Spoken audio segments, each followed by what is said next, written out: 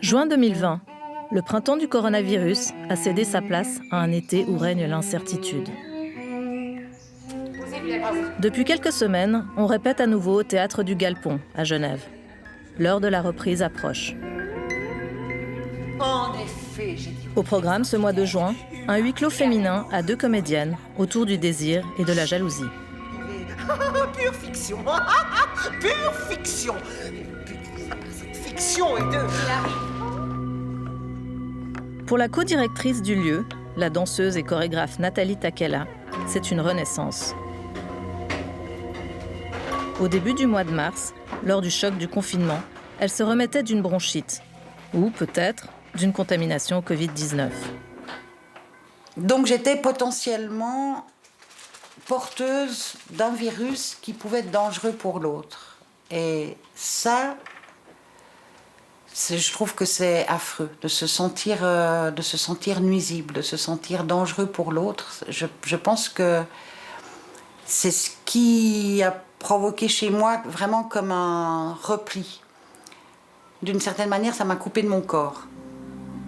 Je suis restée chez moi, mais j'ai pas été marcher, j'ai pas dansé, j'ai pas fait mon yoga, j'ai beaucoup fumé, j'ai beaucoup bu de café, j'ai fait beaucoup de nuits blanches, j'étais que dans travailler pour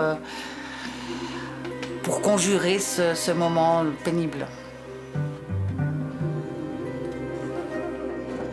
À cette période, la troupe de Nathalie répétait une nouvelle création.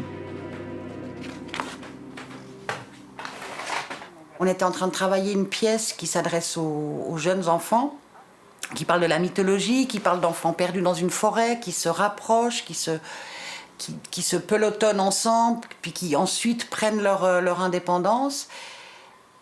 Et cette image de trois corps qui se font du bien en étant proches, elle était impossible à faire à ce moment-là. Au début de l'été, Nathalie et son mari marionnettiste reprenaient le travail sur leur prochain spectacle, intimiste et poétique. Piano, marionnettes et corps humain. Un spectacle voulu comme un temps de retrouvailles avec le public, après une période difficile, qui aura mis en évidence l'importance de la proximité des corps et du toucher.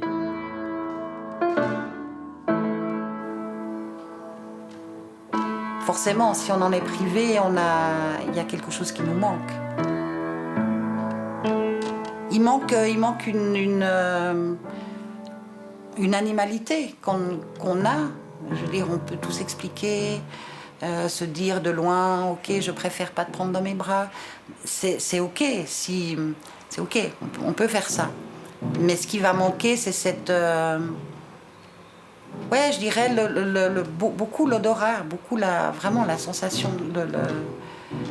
Les danseuses, on travaille ensemble, on se connaît aussi par des textures, des textures de peau, des textures même d'habits. On sait que telle et telle, elle porte plutôt ce type d'habit. Enfin, on se reconnaît. Je pense qu'on se reconnaîtrait les yeux fermés, sans forcément se toucher. Masseuse thérapeutique, Sarah Klopman a elle aussi retrouvé le chemin de son cabinet. Pour elle, même si certains y sont moins sensibles que d'autres, nos corps se nourrissent concrètement des bonnes relations avec ceux des autres. Dur à dire, j'ai presque l'impression que c'est même dans l'autre sens en fait. Que c'est plus les tensions. C'est vrai que prendre un proche dans les bras, ça va dégager de l'ocytocine, ce qui est vraiment l'hormone de l'attachement. C'est l'hormone qui fait qu'on aime les gens, qu'on est lié à eux, et c'est une hormone qui nous fait vivre en harmonie aussi. Et ça, clairement, ça a manqué aux gens, c'est sûr. Sur sa table de massage, Sarah manipule les corps pour toutes sortes de problèmes, tant physiques que psychologiques. C'est d'ailleurs hyper intéressant de voir qu'il y a des fois des gens qui viennent majoritairement avec un problème plus émotionnel ou d'autres qui viennent majoritairement avec un problème plus physique, et de voir à quel point les deux peuvent se régler en même temps. Mettons quelqu'un qui a des énormes tristesses, et parallèlement des énormes douleurs d'épaule, et ben en fait on se rend compte qu'en traitant l'un, on traite l'autre. Et c'est assez impressionnant. Quand je suis venue ici pour la première fois, c'était vraiment parce que je vivais des choses très lourdes. Elle m'a donné des outils qui m'ont permis de gérer en fait les situations difficiles comme le quotidien. Le niveau de stress élevé que j'avais, je ne me rendais même pas compte finalement. C'est lorsqu'elle a commencé les massages que là je me suis rendu compte du nombre de blocages que j'avais, vraiment. Après un temps d'échange, Sarah travaille à rééquilibrer le corps par acupressure et manipulation, tant au niveau articulaire que musculaire ou énergétique. Il faut être à l'écoute de son corps parce que le corps quelque part, je pense, donne des signaux pour dire attention, là ça va peut-être pas, peut-être qu'il faut se reprendre en main, peut-être qu'il faut dormir un peu plus, peut-être bouger un peu plus. Au niveau des trapèzes aussi. Le contact physique crée ça, crée une conscience du corps. Il y a quand même pas mal de gens qui sont peut-être pas bien dans leur corps, qui ont des douleurs. Et le contact leur fait prendre conscience du corps. Tout d'un coup, ah bah tiens, c'est vrai que ça bougeait pas bien. Ah, cette zone, je la sens plus depuis des années. Et ils réalisent, ils re-rentrent dans leur corps, ils réalisent à quel point, cette enveloppe, c'est pas juste un corps qui a rien à voir, mais c'est eux, c'est leur entité. Et à quel point on peut vraiment travailler dessus et améliorer l'état général grâce à ça.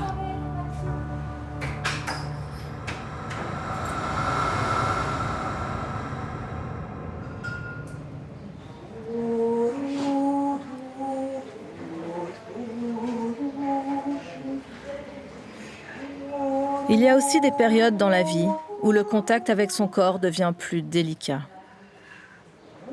Parce que le corps est fragile, qu'il fonctionne moins bien, parce que l'esprit est touché par la maladie ou par l'âge tout simplement. Des temps difficiles tant pour les personnes que pour les proches.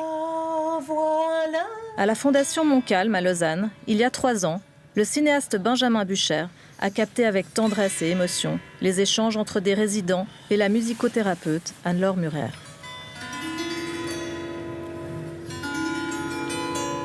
Dans la proximité des corps, le toucher, associé à la musique ou au chant, permet à chacun de partager un moment de vie intense, d'être encore soi-même. Tu venais avec moi? Il faut. Ouais. On y va ensemble.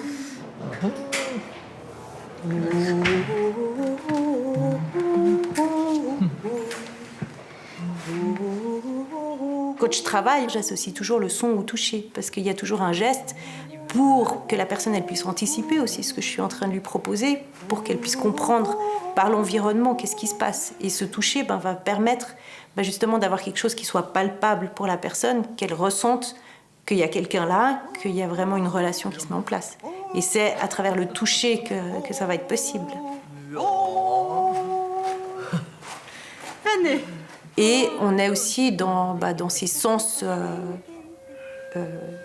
de base, de l'audition, puis surtout l'affectivité. Et dans le toucher et dans le chant, il y a la transmission de l'affectivité qui est très forte, quoi. C'était pendant la période de guerre,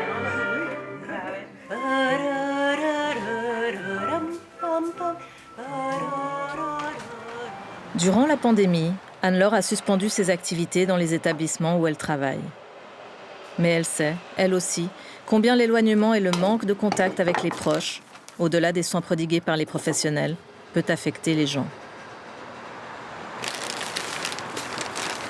Ça questionne les répercussions en fait par rapport à ce manque de toucher pendant un certain temps, parce qu'on voit aussi par rapport au moral, où les personnes elles se renferment sur elles, où il y a vraiment un côté dépressif beaucoup plus marqué, c'est flagrant, on voit vraiment la différence.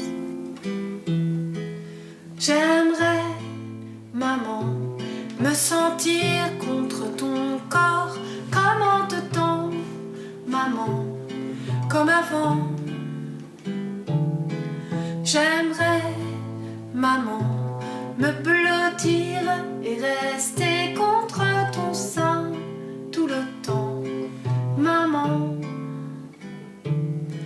Le sang m'arrache les veines en passant et l'air qui nous fait vivants. Aujourd'hui, Anne-Laure reprend peu à peu ses activités.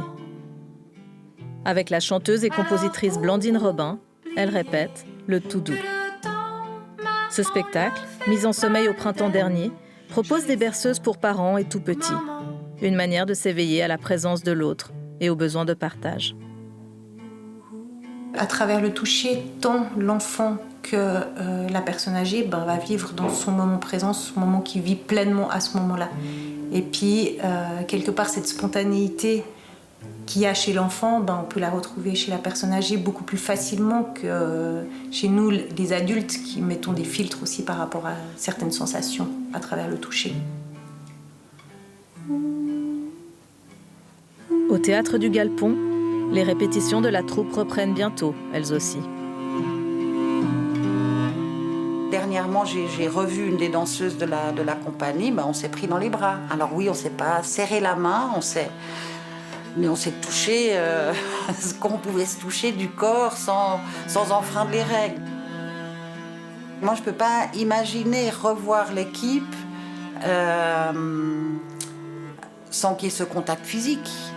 On ne s'est pas vu depuis, certaines, on ne s'est pas vu depuis 3 mois. Enfin, c'est impensable de ne pas se serrer dans les bras après 3 mois.